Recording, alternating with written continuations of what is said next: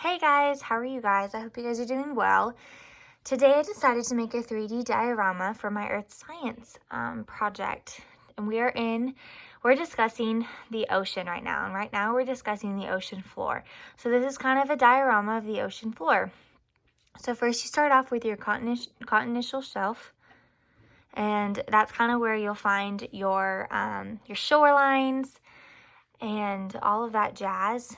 And then you have the slope, which is kind of like how my professor put it, kind of like the drop off in Finding Nemo, where it goes from shallow to not shallow very quickly. Then you have the volcanic island. This is kind of a volcano that is formed in the sea but is above water. So it does come up above water, so I made sure to make it extremely tall to kind of show that it comes up above water. Then you have your seamount, which is a little kind of like a mountain / volcano inside in the water, created from the floor. Of course, I made it shown that it does not reach the top. Then you have the plain. So this is the flattest part of the ocean floor. So it can tend to, it can rise, it can slowly decrease in altitude, but for the most part, it's really, really flat. Then you have your mid-ocean ridge. So these are kind of the mountains. I know it's kind of hard to see, but these are kind of the mountains created in the seafloor. And then you have your deep trench, which tends to be the deepest part of the ocean, really. And a lot of things are kind of hidden down there, a lot of scary animals, honestly.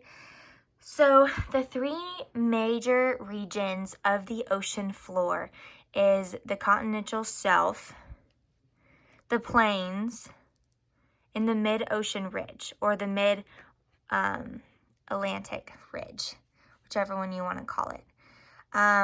So the difference between a passive and a active margin is found on the leading edge of the continental, where it is crashing into an oceanic plate. So those will be mostly found around places that have earthquakes. So a passive margin is found along the remaining types of coastline. So a coastline for an active would be, California is a really good coastline. That'll be an example of earthquakes. And then a passive could be like Florida, where they don't get as many earthquakes. So how are the oceanic ridges and the deep ocean trenches related to plate tectonics?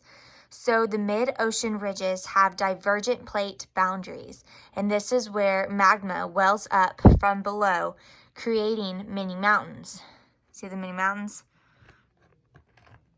There we go.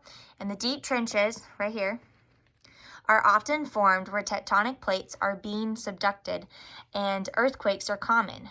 So you'll find deep trenches along more of the active side of the margin than maybe a passive.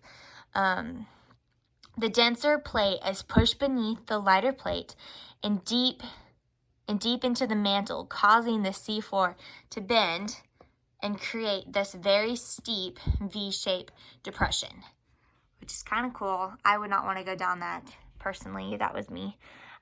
So I made my diorama out of a shoebox. I got it from Target. And then I painted it. And I painted it 2 colors. I wanted the darker blue to really shine out, really show where the lighter blue was. It didn't quite as work as I wanted it to.